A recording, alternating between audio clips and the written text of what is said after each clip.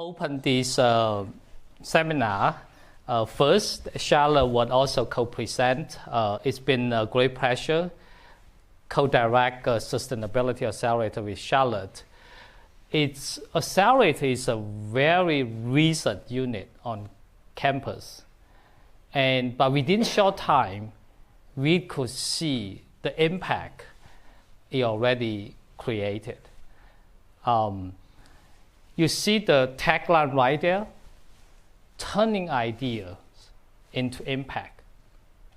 If there's anything you want to remember today, that's exactly what we do.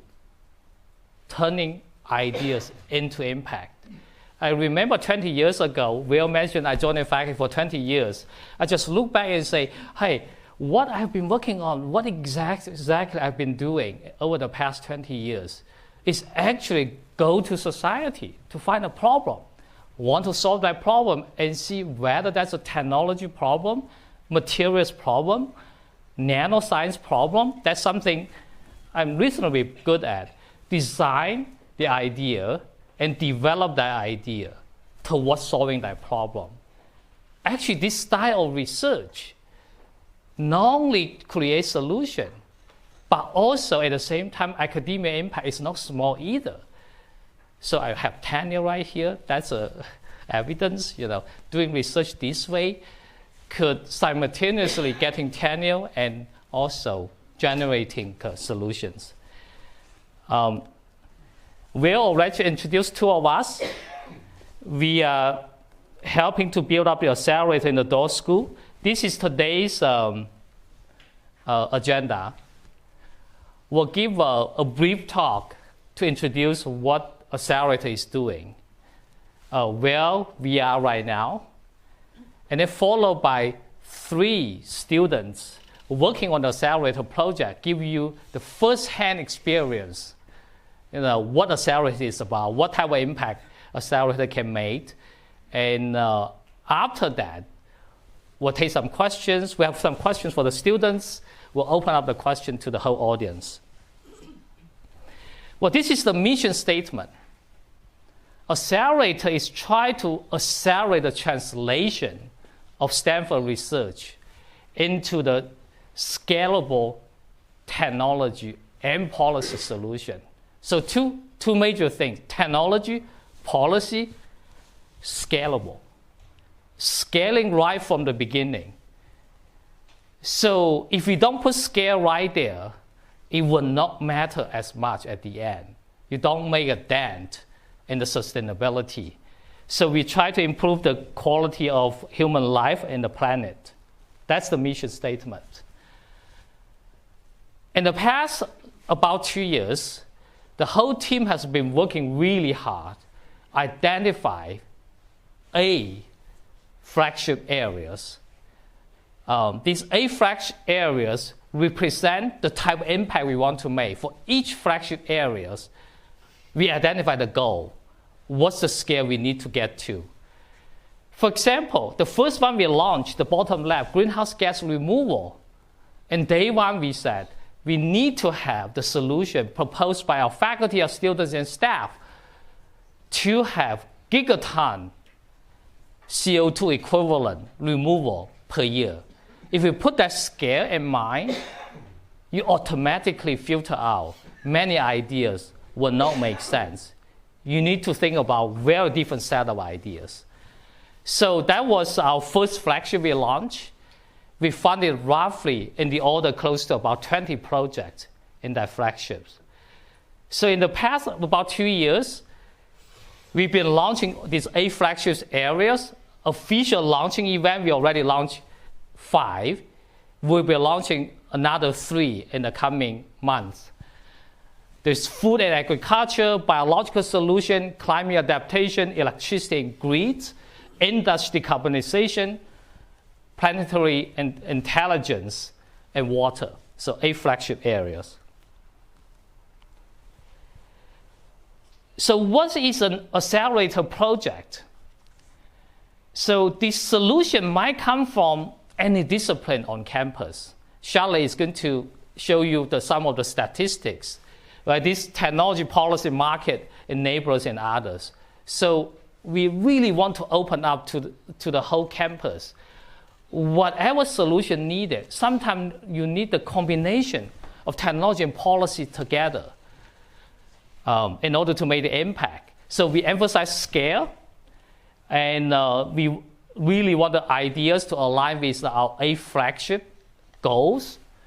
And the timeline is we are really looking into within a year, 2 years, 3 years, you got to launch a solution to the outside world. Not only develop the solutions, but also launching. So you're going to see a little bit of statistics on that. So when we select a project, we look for transformational potential, looking at the potential for impact at scale and the feasibility, looking at your partnership with outside, and to really implement the ideas to scale. Now let me invite Charlotte to the stage to tell you more about the accelerator. And let me do a sound check. I'm at the very end of a cold. You can hear me in the back? Okay, excellent. So Yi mentioned that we are all about having impact at scale, and that means that helping projects move beyond Stanford, sometimes we call it exit the university, is critical. There are lots of ways that projects can do that, and you can see those on the screen. This is Stanford, so a lot of them are going to be technology-oriented startups, but this could also be licensed technology. Projects are working toward open source platforms that can solve sustainability challenges. You could start a nonprofit. There are external accelerators like Y Combinator, Breakthrough Energy Fellows, Activate, et cetera, Elemental Accelerator, that an accelerator project could kind of graduate to from Stanford as a next step toward creating a company or licensing technology. So there are lots of paths to exit the university, position to scale. We help projects explore those paths, and we help projects along that path, whatever that path may be.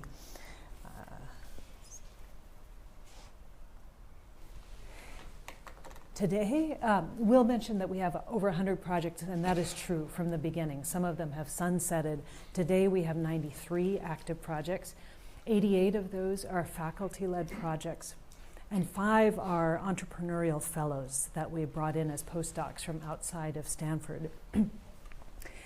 It's really exciting to see how the whole university is participating, almost the whole university. I don't think we have any projects with the School of Education, but right now across those projects there are 127 faculty involved from 36 departments and 185 students and postdocs. So we're very excited about the breadth of participation, the interdisciplinary nature of a lot of the projects, as Yi mentioned, and want to keep that going.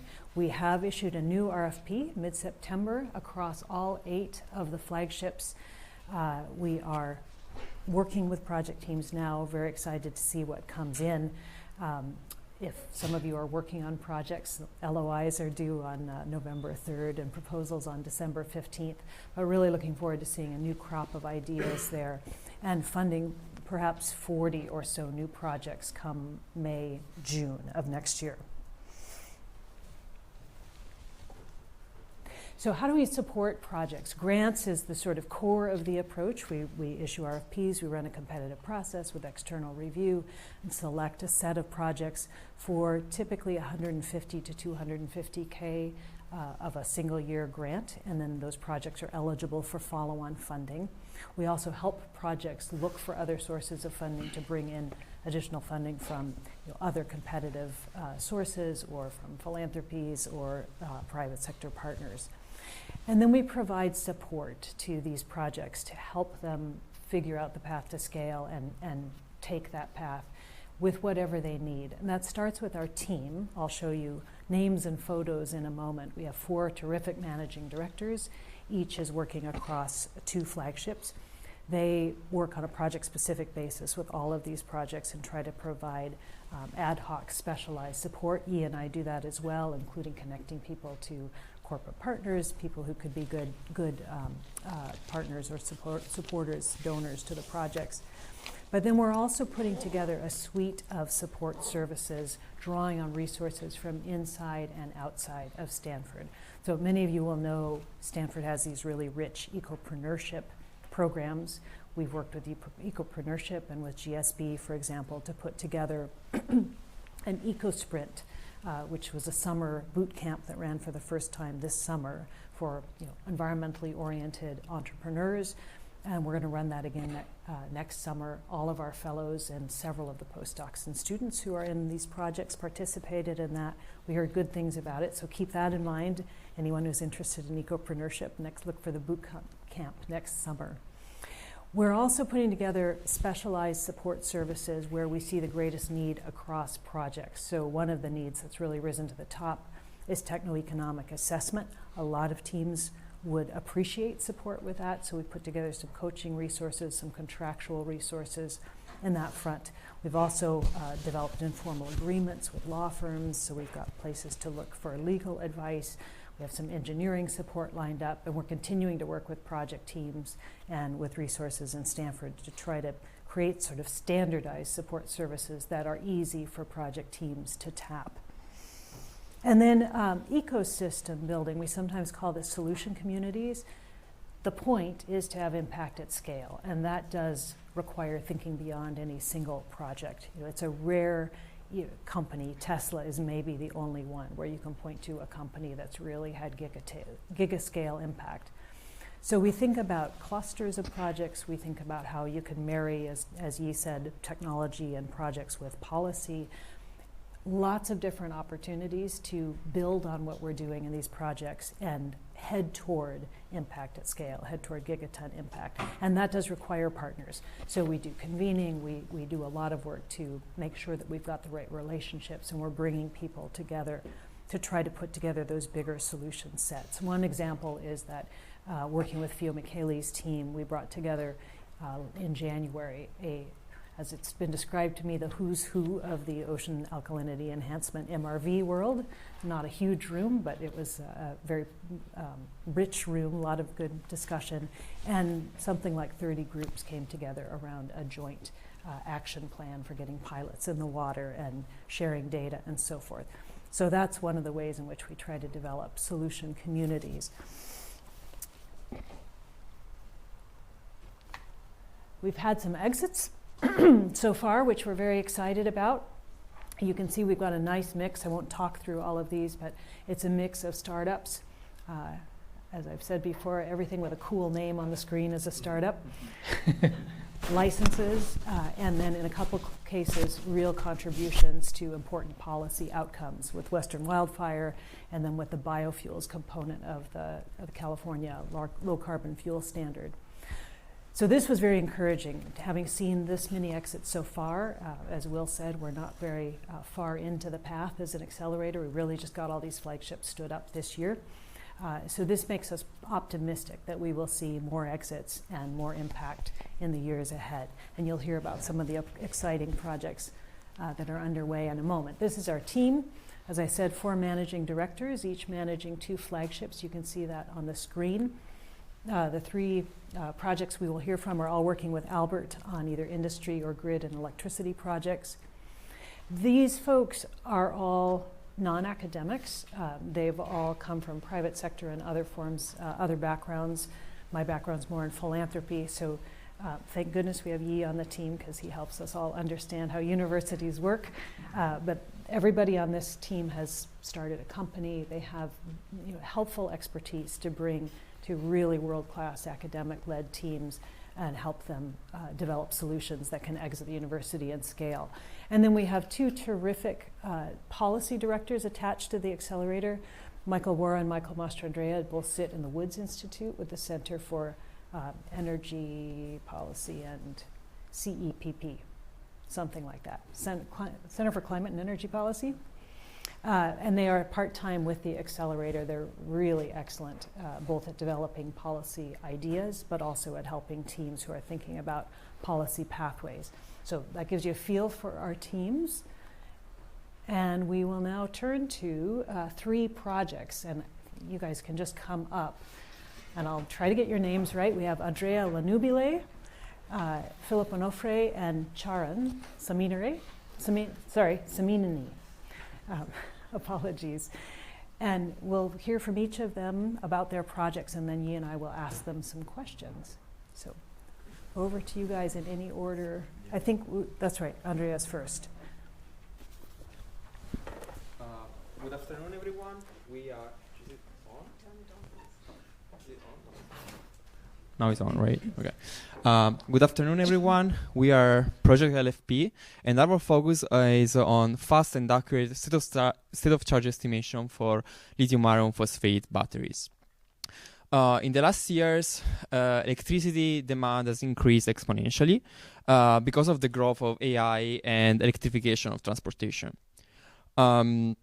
By 2030, the AI and the EVs will add up to 300 terawatt hours of additional electricity demand in the United States market.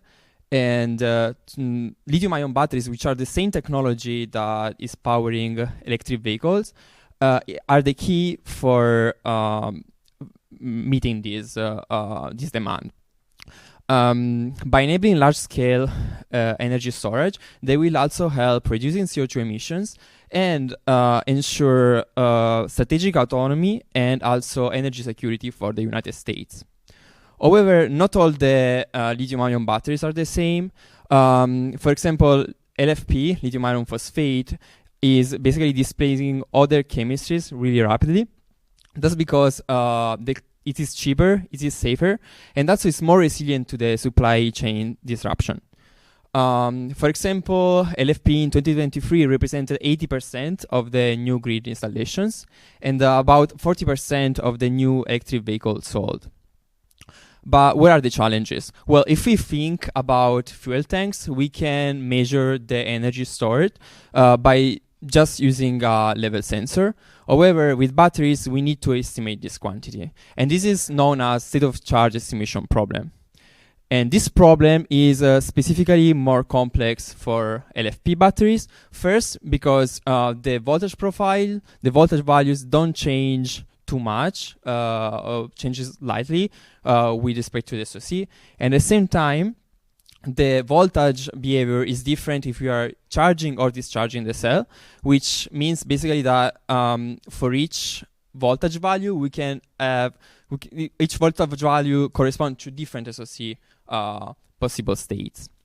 All these reasons, all these explanations make a traditional state of charge estimation methods unreliable, and we actually need a doc solution. And this is an ongoing problem. If you do a quick online research, you can run into these titles. And for this reason, we start talking with many stakeholders across all the market, and all their main pain points were referring to a specific issue, which is the inaccuracy of the state of charge with LFP batteries.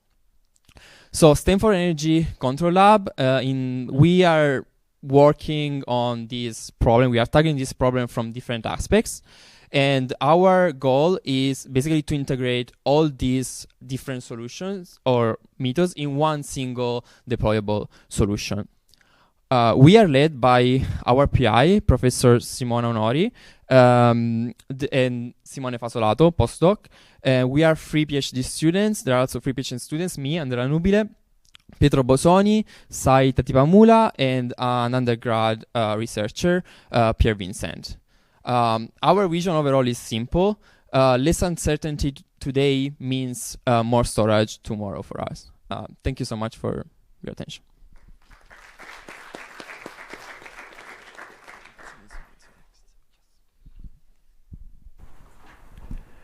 Hello, can you hear me? In the back? Okay, perfect. Hello, my name is Philip Onfroy, and I'm a 4th-year PhD candidate in chemical engineering. And I'm working in Professor Joseph D. Simone's lab in chemical engineering, along with another coworker, Jacob Dobson, who's a PhD student in chemistry. And we're advancing a project with the Sustainability Accelerator that we call 3D carbon and ceramic structures for energy storage, conversion, and reactor engineering. And essentially, we're trying to print tomorrow's energy infrastructure.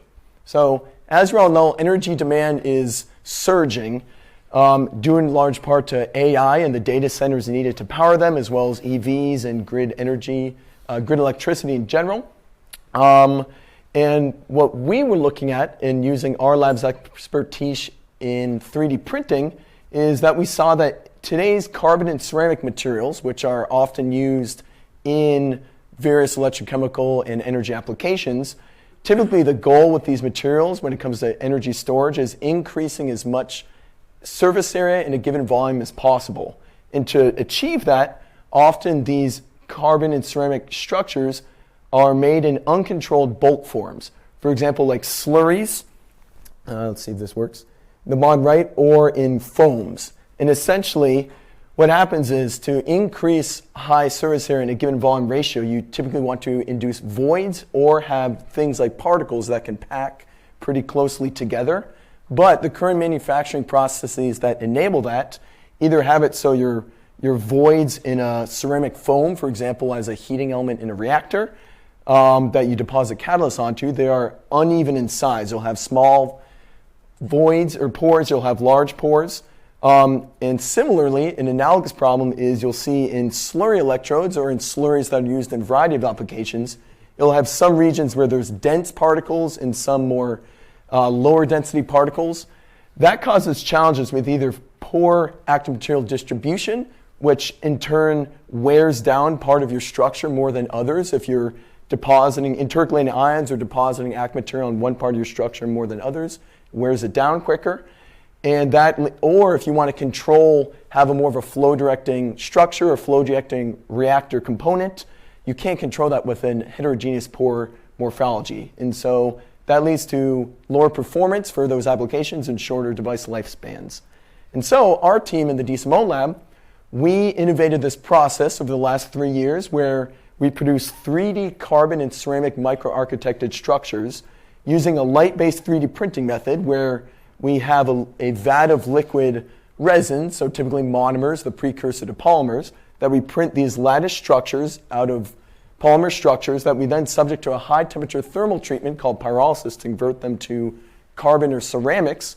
And these structures we print have architected structures that meet our variety of applications we work with. We work with battery collaborators, we work with nuclear energy reactor collaborators and such, and all of them request different distribution of active material and different capabilities. In this process, what we've innovated, you've software-controlled structure tunability, where you can have things like strut-based lattices, where you have beams and nodes that cross each other, that you can vary the density or gradient density of, or you have these curved surfaces where we can, like gyroids here, that have some of the best distribution of flow if you're trying to have a flow through reactor out there. So we've innovated this process. We've explored material variability. I'm happy to talk about a bit. We've worked with the Office of Technology Licensing at Stanford to submit patent applications for a few of our formulations for producing these carbon and ceramics. And essentially, if different customers come to us with different performance desires when it comes to strength or conductivity, we can tune the polymer to eventually have a downstream property change. Our vision statement is that we leverage a light-based 3D printing method that has already been commercialized through the company Carbon that our professor started, and they work with customers like the NFL or with Adidas to make lattice-based running shoes or foam and helmets.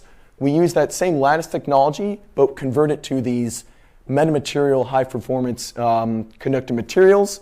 We've demonstrated in a couple initial studies that we do see performance enhancements in durable reactor components over time. But we're doing studies there. We are also currently working with the Accelerator to secure manufacturing partners and actually explore creating pilot plants, not just testing our structures as elements in reactors or in a lab or as battery electrodes in a lab, but actually incorporating them in industry. And the accelerators helped a lot with providing market experts when it comes to techno-economic analysis and exploring where is the killer app we should use our materials in first.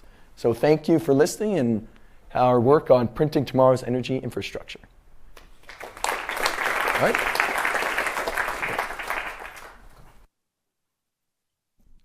Can you guys hear me okay in the back? Yeah, okay. So,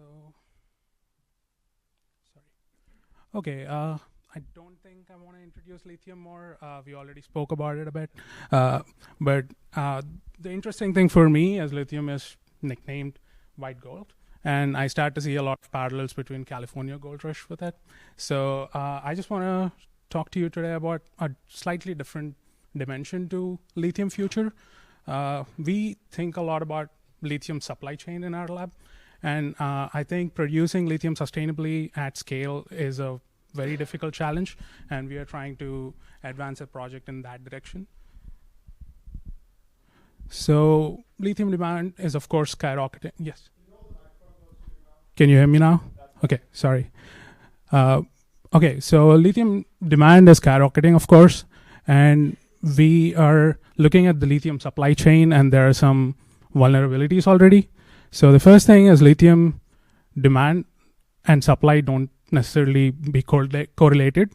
So an increase in price does not necessarily mean we'll decrease the demand. And most of the lithium production happens in 3 countries. We don't reuse or recycle lithium a lot. And finally, most of the lithium production now happens in arid climate. So that raises a lot of environmental concerns. So in this paradigm, we are starting to look at unconventional sources or new sources for lithium. And a couple of examples include geothermal brines and oil and gas produced water. So they have significant amounts of lithium in there, and producing lithium from these unconventional brines would be interesting in future.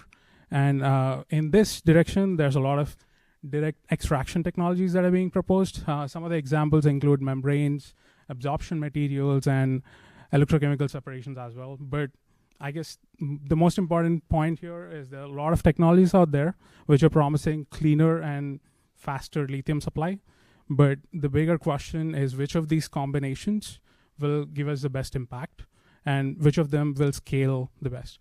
This is the gap we are trying to bridge with our project, and for this we are developing a techno-economic optimization tool. I just want to highlight the word optimization because most of the TEA tools will only let you predict one case, but our tool actually is designed to propose optimization problems so we can do inverse problems and try and design our plans well. Some of the important core capabilities I want to highlight here. I don't want to delve into the details of physics here, but our model is physics informed. So we are trying our best to use predictive models in the TEA model itself.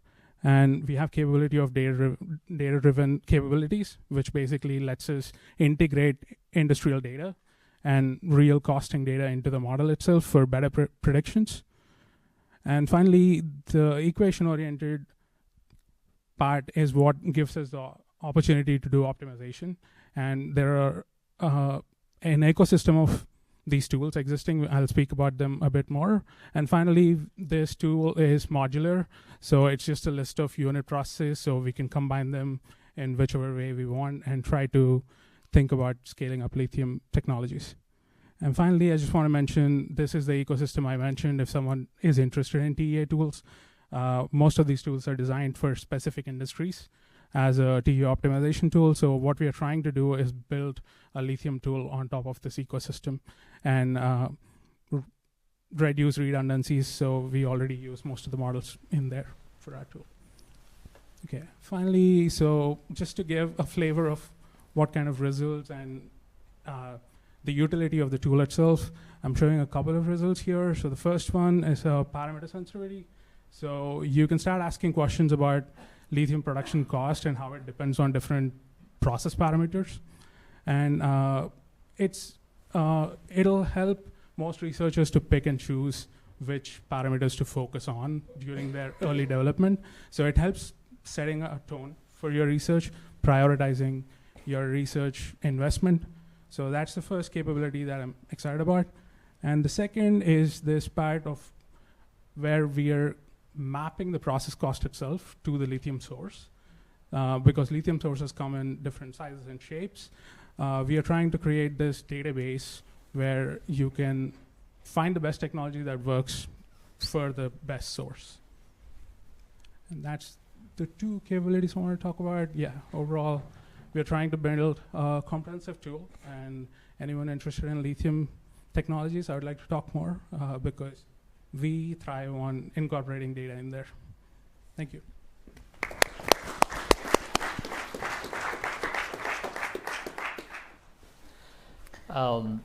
We have about 15 minutes for Q&A. Maybe we'll ask a couple of questions, then open to the audience. The first question I'd like to ask, three of you working on the accelerator project, Shelley and I mentioned we need to emphasize the scale right from the beginning. We can see things are changing among our faculty and students. How the accelerator emphasis or impact and scale change the approach in your project? That's the first question. Sure. I can take that to start. So I'd say before my involvement in the accelerator, my head was in the lab trying to make a new material that would work on, like, think about performances and technical focus. And what I didn't think as much about that I have been recently in the accelerator is about the techno-economic portion. So, okay, not just can it scale, is it feasible to scale, but is it cost effective to create that new infrastructure to enable it to scale? Because I think that's been very helpful in learning software in terms of process diagrams and looking at actual like plant scale machinery that would make this feasible to scale. I feel like it changes my approach, and now when I look at technical research in my lab, I'm like, okay, this manual process I do, let's scrap that. Let's figure out a way to actually automate that or make it a roll-to-roll process. And I think the accelerator has been very helpful in that process. Anything to add? Yeah. Also, in general, like the accelerator push engineers like us to think beyond the lab, and thinking beyond the lab often means interacting with people with different background. Like the accelerator helped us to connect with GSB talent, MBA talents that can also help us to understand what are the economic aspects, what are the commercial aspects of our solution. And since we want to bring this to a scale level, we have to communicate and speak with the industry, which is not about only the specific technical problem, it's about like how we can actually integrate our solution in an industry that is already there and is already used to specific standards. Yeah, I think I agree with impact as well, but coming from the modeling side, most of the tools we like to fiddle around with the process description and try to incorporate develop more accurate tools. But I think Accelerator helped us think about how this tool will be used by research and developers. So that helped us frame our results better. I think that's where it's coming in. And also the interesting bridge between experimental teams and people who are developing TA tools. I don't think they talk as much. And that's creating a disconnect between the tools that are being developed for research and development. So I think speaking with other teams has been pretty useful. Could each of you say a bit about a challenge you've run into? You've already mentioned some challenges, but a challenge you've run into as you've worked to de-risk your project and or develop an externalization plan, a plan for getting it out of Stanford?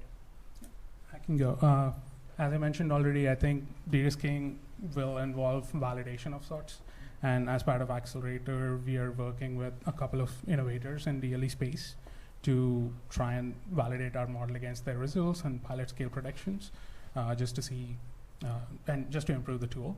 So that's one part, but I think for adoption, the biggest challenge for most of these TA tools is having enough documentation and giving enough user-friendly experience with the tool. I think that's the most important risk with a tool like this.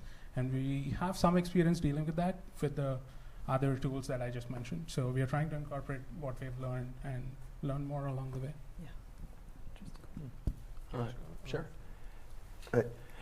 So I guess one challenge that our project faced that we made forefront in our discussions with the Accelerator team is that we feel we've generated a understanding of a platform for creating structures and a technology that we understand the technical side of. and that we've implemented in a few applications. So we've implemented it in battery systems. We've implemented it in these susceptors for inductively heating thermochemical reactors to mitigate the fossil fuel usage in heating these reactors, as well as emitters in these nuclear thermionic energy conversion, which is converting nuclear energy directly to electricity reactors. We came to the accelerator with these promising results, but our challenge was, how do we choose our killer app? How do we choose where we're going to make our initial market push, and what market do we want to get into? And the accelerator has helped a lot in facilitating conversations with our team and people in these various industries. And I think that's been the most valuable part so far, where, okay, we talk to someone who's actually working firsthand in thermochemical reactors, and we show them our components, and they say, oh, that is a promising part, but I don't know about that part. That would rehaul this instrument that all operators are trained on, and things like that goes beyond just showing a performance upgrade. We're learning a lot about the logistics of how do you choose what killer application you go for, and it's been a great process. So related to this, so looking at all the interviews we did, all the people we speak with, the biggest challenge for us is to prove that our solution can be applied at scale in an industry that relies on software that is familiar to them, to the industry, and is widely used, but it's really far from being perfect. Like, to convince them that our solution is gonna improve the revenues, it's gonna be the system more efficient. That's our big challenge. So our plan to the risk of adoption of our solution will be find partners where we can basically attack the market with. So OEM, for example, that can easily implement our solution on their assets, and they can come to us and say, yeah, right, guys, you are right. We're really confident on our solutions because we have a deep understanding of the problem, which seems not the technology deployed on the current hardware outside in the industry seems to be really, really immature right now, with respect to which is the research standards. So we are confident in what we know and how we do it, and which is also another point, because speaking with these stakeholders, they always not complain, but they say that potential competitors with respect to us, they claim a lot and prove really little. So transparency for us is going to be probably, since we come from our researcher backgrounds, we want to use our transparency also to break into the market. Charlie and I have more questions, but I think we do want to give audience the opportunity to ask questions about accelerators, about the project, and now we open the floor. Feel free to raise your hand if you have questions. There's one over there.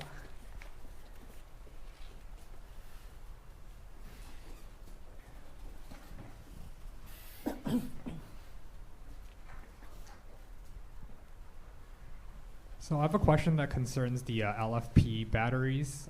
So my question is, when you're researching the LFP batteries, are you taking into consideration where they're being made? Because from what I know, LFP batteries are mostly made in China due to the patent that expired not long ago. So are we considering that given the current tariff situation? I mean, the quality of LFP batteries nowadays is amazing. I don't know if you refer to the quality itself of the product, or you're referring more about the supply chain. Can you? I was thinking about the supply chain mostly. Yeah, I mean, the reason why. So when we spoke with the stakeholders, they were referring to LFP for two reasons. They were really clear with that. We'll never move away from LFP with respect to NMC, because first, they're much safer, and second, the supply chain, they're more resilient to respect to other products. NMC is much worse with respect to, for example, resiliency.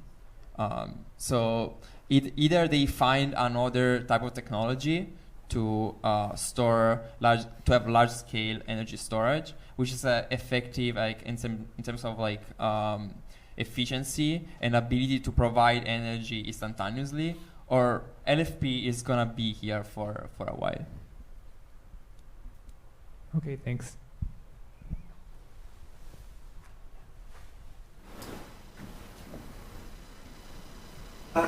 Thank you so much. This is super interesting. I love the technologies, and you briefly mentioned that you are going to market and meeting with stakeholders. And I wonder if when you do that, are you looking at how your new technology is going to need behavioral change, either on the production side or on the usage side, and if you are in some sense systematizing the observations on that end? This is for the whole accelerator or particular? No, all of them. Yeah.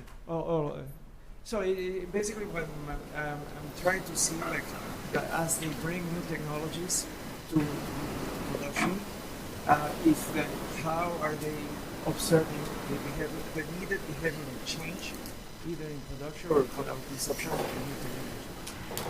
Maybe we'll answer in the accelerator level first, very quickly. Behavior change is super important. If behavior doesn't change, people don't adopt that. That will be very hard. By the way, at the beginning of electric car, you can see that's a great story about behavior change. Now, adoption is not an issue. Well, there's still some people have questions. So behavior change is an important part of that, for sure. In accelerator, when we have the flagship destination, we come back to look at is a technology, is a policy, economic, or behavior change. If it's behavior change, then we need to work on it as well. I don't know specific, Charlotte. I would just add that as we're evaluating proposals and getting comments from expert reviewers, we're asking them what they think about the potential for scalability and feasibility. And so a lot of the review comments will take into account what they see as the sort of behavioral context of those solutions. Okay. Thank you so much. Thank you. Yeah, maybe only take it in the accelerator level so we can take more questions. Next question. Here, yeah. Yeah, I have a related question. I've seen a lot of innovative startups that have to educate the market about their technology, and it turns out to be extremely difficult, cost a lot of money, and the result may not be great. So my question is, usually the diffusion of innovation really depends on the opinion leaders in the industry. So does the accelerator has let's say a committee of like opinion leaders that like once they approve a project, and then will stand behind the project saying, I'm going to write X or LinkedIn articles about this startup every week? Do you want to respond? So I have one version of answer. I'm not sure that's the perfect answer. So if your technology is cheaper, better, faster, then maybe you don't need that much opinion. So it's cheaper, it's better. So often that's easier, right? So, but if you are not cheaper, you are better, well, people are willing to pay the premium. Opinion leaders become more important. So that's absolutely at the beginning of energy transition, right? You look at solar, expensive at the beginning, electric car expensive at the beginning, LED lighting expensive at the beginning. But now things get cheaper. LED lighting, let's pick LED lighting, it's so much cheaper. And in terms of electricity consumption, do you need an opinion leader? Probably you don't need it. People will just buy it. But before you get there, you need help. And that's the time opinion leader can motivate people, change the behavior, willing to pay the premium. Yeah. The thing I would add too is I come from 25 years plus in climate and clean energy philanthropy, and policy matters a lot in terms of what kinds of technologies are able to come into the market and become commercially successful. And good policy depends on policymakers and advocates at least having a reasonable understanding of what technologies are coming down the pike, so the policy can be ambitious enough and not be over-ambitious, so that it doesn't have credibility. So one of the things that we've talked about in the accelerator is how we can work with nonprofits, philanthropies, policymakers to help give them a better sense of what some of these leading edge technologies look like, so that can inform the policy environment. Do any of you want to take a crack Sure. at that? Well, I guess just as a participant in the accelerator, I feel like those managers you put up there, like Albert, who works with us, and Jeff, who I've interacted with, and all of them, they come with a lot of insight in their experience with startups, with the field, and how what they present on a project side is, hey, if you present your innovation like that, I think the opinion leaders will have this response to it. And just to prepare you for those situations, prepare you how to introduce a technology, how to drive change. And I think, at least on a participant side, I feel like those managers there give us a good insight into those opinion leaders.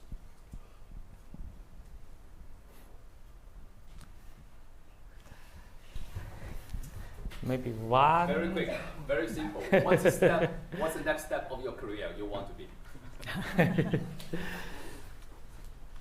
Graduate as a PhD student. That's not the answer. Looking for faculty jobs. I want to be involved in a startup. I think either if it's my own technology or joining as a knowledgeable source in a different startup. Yeah. One last question over there. Yeah.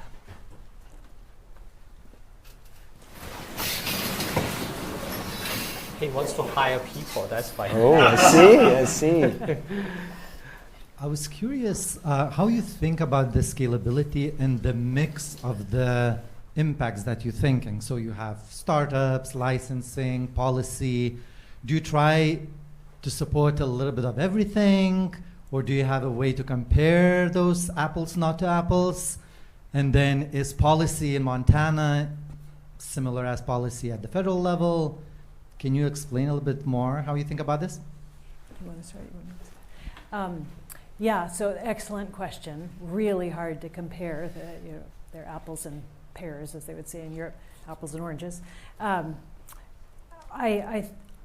My own bias is that when you can get a strong policy in place that is either replicable to many markets or is in place in a major emitting country, for example, that there's a lot of leverage there. There's a reason that philanthropies and nonprofits are often working on public policy. So I don't know if you would agree with that, but I think that at the accelerator, we see fewer policy proposals than technology proposals, but we give them really careful consideration when we see them because they can have a lot of leverage. On the other hand, when you have exciting new technologies, that changes the Overton window. It can push the envelope for what policymakers can do and lead to a virtuous cycle. So I think that path to gigaton scale, while long and hard and takes lots of turns and lots of allies, it can happen through in building on any of these projects, in relation to any of these projects. We think about it for every project and think about how to bring people and projects and allies together to get to scale, but I think it would be hard to weigh policy projects or certain types of technology projects against each other in a more categorical way. What would you add? Perfect. I think I'm good. Yeah. E and Thank you. Charlotte and the Accelerator teams, thank you so much for spending today with us. I do want to make one observation, if I may. I think in many places, scaling happen at an enormous scale. But here at Stanford, this is really the accelerators where scaling meets our research and education core mission, as evidenced by the panel. So thank you again for sharing these stories with us. And thank you, everyone. Thank you.